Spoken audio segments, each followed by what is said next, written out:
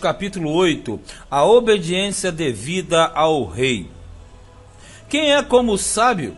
E quem sabe a interpretação das coisas? A sabedoria do homem faz brilhar o seu rosto, e a dureza do seu rosto se muda. Aqui é uma análise muito interessante. Aqui Salomão diz o seguinte, que o sábio, ele muda a aparência do seu rosto de acordo com a sabedoria que ele possui dentro dele.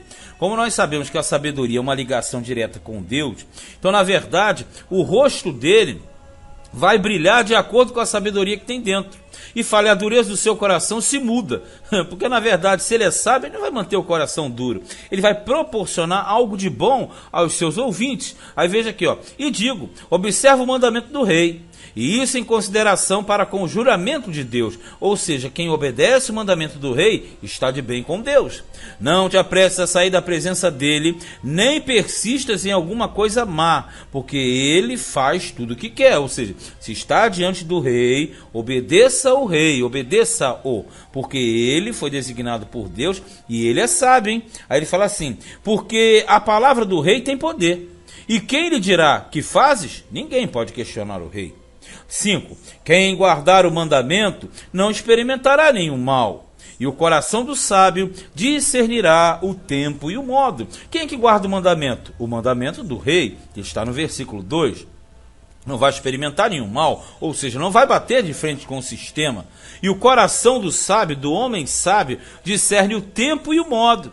Então, na verdade, tanto aquele que está envolvido discerne, quanto o rei que está em cima discerne também. Então não pense que você engana o rei, não pense que você engana o sábio, porque o sábio, ele percusta, né, as coisas todas, ele penetra, melhor dizendo, ele penetra os interiores mais profundos com a sabedoria. Não tem como enganá-lo. Então ele fala, quem guarda o mandamento do rei, no caso, não experimentará mal algum, não terá sentença, porque o coração do sábio vai discernir o tempo e o modo. Então procure ser sábio, que você vai entender que tudo tem um tempo certo, a hora certa, e você vai discernir a hora certa, o momento certo das práticas das suas atitudes. Porque para todo propósito há tempo e modo, porquanto o mal do homem é grande sobre ele. Nós lemos isso lá no Eclesiastes capítulo 3, lembra? Porque não sabe o que há de suceder, e como haja de suceder, quem lhe dará a entender, ou seja, quem vai ordenar ao rei? O rei faz o que quer, ele tem vontade própria, não se argue o rei, não se pode questioná-lo, porque automaticamente ele é soberano naquilo que faz.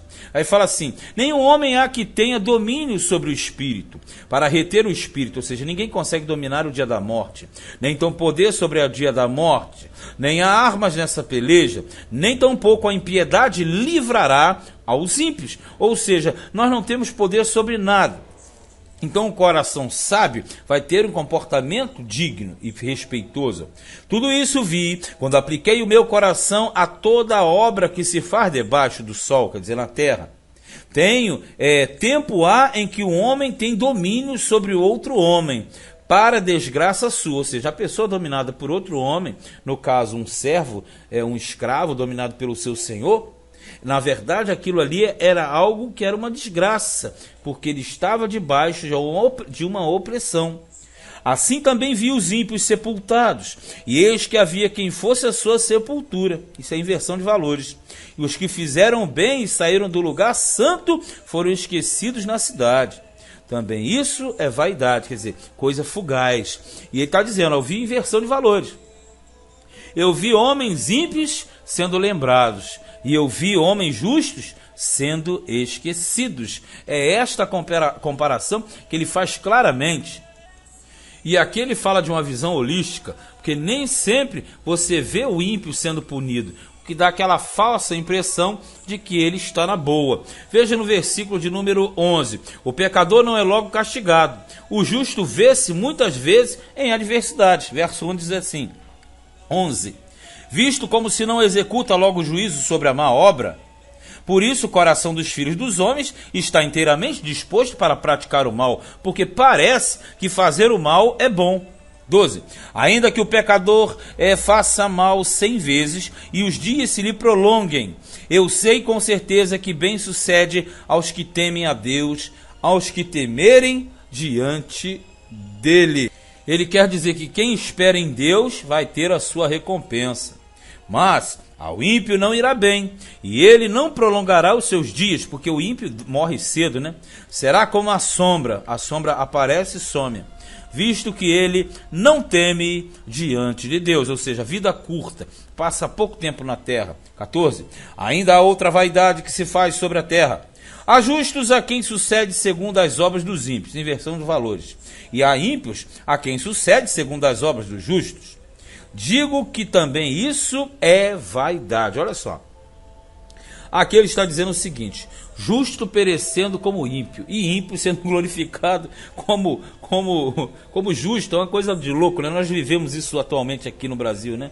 15. Então exaltei eu a alegria, porquanto o homem nenhuma coisa melhor tem debaixo do sol do que comer, beber e alegrar-se. Está dizendo o seguinte: viva a sua vida da melhor maneira possível, porque isso acompanhará no seu trabalho, nos dias da sua vida que Deus lhe dá debaixo do sol, quer dizer, na terra. Aplicando eu o meu coração a conhecer a sabedoria e a ver o trabalho que há sobre a terra, pois nem de dia nem de noite vê o homem sono nos seus olhos. Porque na verdade ele quer dizer o seguinte: trabalha de dia e à noite já está pensando no trabalho novamente, no batente. 17. Então vi toda a obra de Deus que o homem não pode alcançar, a obra que se faz debaixo do sol, quer dizer, os mistérios de Deus. Tudo que Deus faz que o homem não consegue compreender nem mudar. Por mais que trabalhe o homem para buscar, não achará. E, ainda que diga o sábio que a virá a conhecer, o sábio, hein? Nem por isso a poderá alcançar. Tremendo, né? Aqui ele está falando automaticamente que até o próprio sábio também é um trabalhador.